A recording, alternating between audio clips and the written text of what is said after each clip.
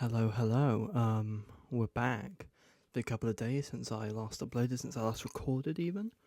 I just got back from the Watershed in Bristol, where I watched a preview of Akinola Davies Jr.'s My Father's Shadow with live Q&A from the man himself.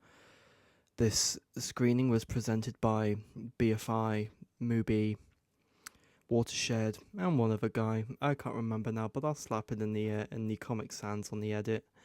Um, it's a fascinating film, and I do recommend you go see it if you get the chance on February 6th. I'll put that information in the link below. Let's get into my thoughts on the film. And we're back. I'm charged with my Moleskine notebook, where I took all of my notes for the film like a real boy. Akinola Davies Jr.'s My Father's Shadow is 93 minutes. It is the first Nigerian film to premiere Un Certain Regard at Cannes Film Festival, and it is generally a fantastic treatment on memory and shadows. And I think the director himself referred to it as, part memory, part ghost story, and part autobiograph. I think that's a fascinating way to look at the film, and I think they do a lot to help that visually. So the film follows two young boys, 8 and 11, as they travel with their father, who's often away for work, to Lagos in Nigeria. Because they live in Nigeria, that's where the film's set. I'll get into that later. So as they travel, it's the height of the post-election in 1993 Nigeria. So as the fallout from that happens, the children follow their father to pick up some wages in Nigeria. And I won't spoil the rest. It's not a plot-heavy movie. It's more about vibes. It's more about dialogue and the experiences of the human spirit. It's an incredibly human story that I think really exemplifies the empathetic nature of cinema. I think cinema is quite possibly the most empathetic of all mediums, because it does allow you to live in those characters' lives. You see things as they see. And with this film's child protagonists, played by two real-life brothers who are new to the world of acting, you really see the world through their eyes in the way the cinematography and the way the film's visuality is done.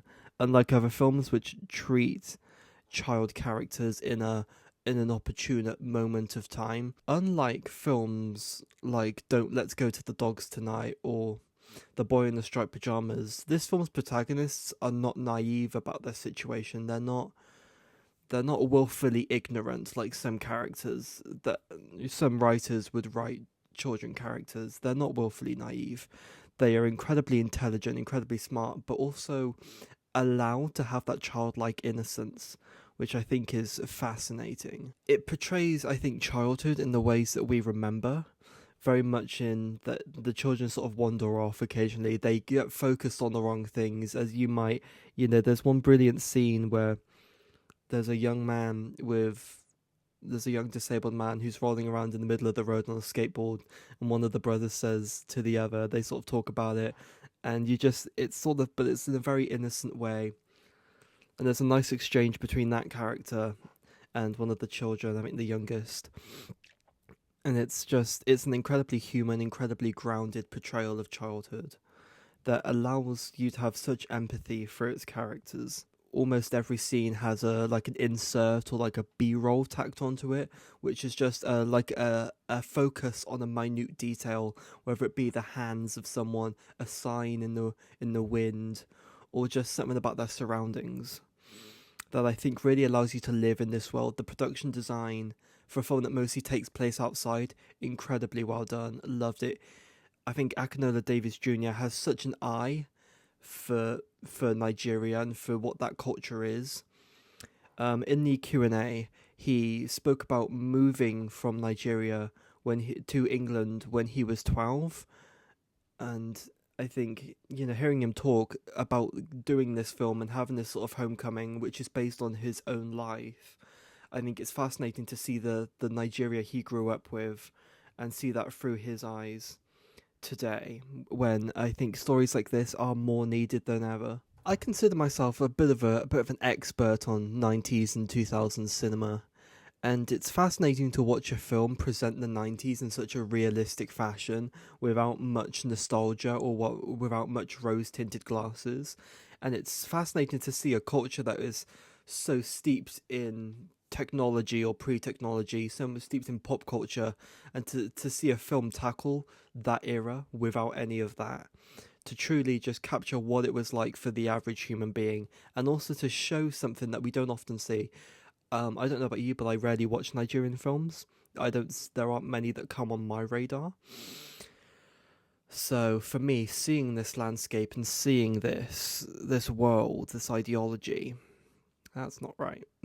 I don't know what I'm talking about there, but just seeing this world and seeing this through these such human, such vivid characters, I think presents a much needed correction to cinematic history, when so much of films about the 90s, films that are reflections on the 90s or political or historical events of the 90s, are so steeped in westernism.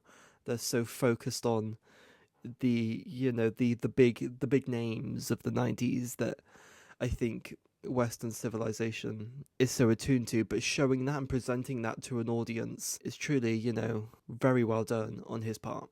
What's fascinating to me about Akinola Davies Jr. from his Q&A was this self-taught mentality, this him talking about how he came into the film business and talking about how he came onto this project which he co-wrote with his brother, which is loosely based on his own life, although his father died when I think he said he was about 18 months, much younger than the main character, also called Akinola in the film. What strikes me is he never went to school for film. He never necessarily intended to become a director. He said he worked as an assistant director for about 6 years, worked in production design, worked in costumes, and nothing quite fit until he found this, and then he started working on his own short films, which got him a meeting with BBC, which he turned down to then learn more about the craft before he tackled this, what I think is a deeply personal and important feature for him. Which I think is it's fascinating to know how people get into the business, how they do X, how they do Y, what sort of training does one need to undertake before they tackle a feature. Listening to, this is a completely unrelated tangent, but I was listening to the Script Notes episode with Eva Victor from Sorry Baby, who directed it, and she was talking about preparing to direct a debut and how she never went to film school, she never had much technical training, but that she just one day sat down and reverse shot listed films, like watched a bunch of really great films, and she shadowed Jane Schoenbrunn, the great Schoenbrunn, which is just, that's a real fucking education right there. So yeah, I think it's greatly impressive that we have people who are autodidacts, people who have put in the work to learn the craft, create such wonderful films. And moving on from that, let's talk about the cinematography of My Father's Shadow. The film is shot on film, I believe primarily 16 and 35. And you can really tell, I think the film adds to this idea of memory, adds to this idea of what has happened, a historiograph, half-remembered dreams, which I love. It's one of my favorite. It's one of my favorite themes. It works time and time again, and when you have the visuality, which adds to that theme, I think you're on a winner there. Always link your visuals to the themes or to the thematic core or even the story of the film, because you can never go wrong with that. And Akinola Davies Jr. and his cinematographer, who I will put the name on here because I don't know. Akinola Davies Jr. and his cinematographer have really crafted a film that works in both the story and the visual of the film, because cinema is a combination of sound and vision with the story, with a poet's heart and a story of a novel, And I think they managed to capture that very well. I have basically no negatives about the film. What stopped it from being top tier for me is basically just an emotional, personal connection, which is a lot of movies. I thought, though, very well done, very interesting, and I am very interested to see what he makes next. What's interesting is that also in the Q&A, he mentioned that he shot a different opening to the film. Didn't get much into that, but I would love to know what that was and how, how that transpersed. And I'm just going to finally end this video with a conversation about my favourite scene from the movie, and I think probably a standout for most people, is this brilliant long scene where they finally go to the beach, and, the dad's talking to the older son, and he tells us a riveting story about the death of his brother. And something also that Akinola Davies Jr. said in the Q&A is that he thinks in real life this conversation wouldn't happen, but he's trying to almost right a wrong about the stereotypes of black fathers and black sons, and sort of with this film create a new standard for filmmaking. Oh, I'm paraphrasing, I don't know, but something along that lines. And then at the end of the conversation, he gives his eldest son this necklace that once belonged to his brother, and it's a great sort of passing of the torch. And the necklace comes back into play in one of the final, the final scene of the movie, one of the final shots. And I won't spoil it, but it's really good. It made me tear up a bit. And then, so after this beach scene, we then see a bunch of people run, and they almost trample the youngest son. And like, what? And they've got like machetes and shit. And where are they running? They're running to a beached whale. And they just start hacking at it. And I thought, how did they do that? Because looked incredible, looked real, almost mortifying to watch that. But they were all running away with like the meat of the whale in baskets. Yeah, that was a great scene. Overall, My Father's Shadow by Akinola Davies Jr. is a real enjoyable time. It's a very short film that I think packs a lot of emotional resonance. And when it comes out on February 6th, I highly recommend you go see it. I think that's me done. Thank you so much. Goodbye.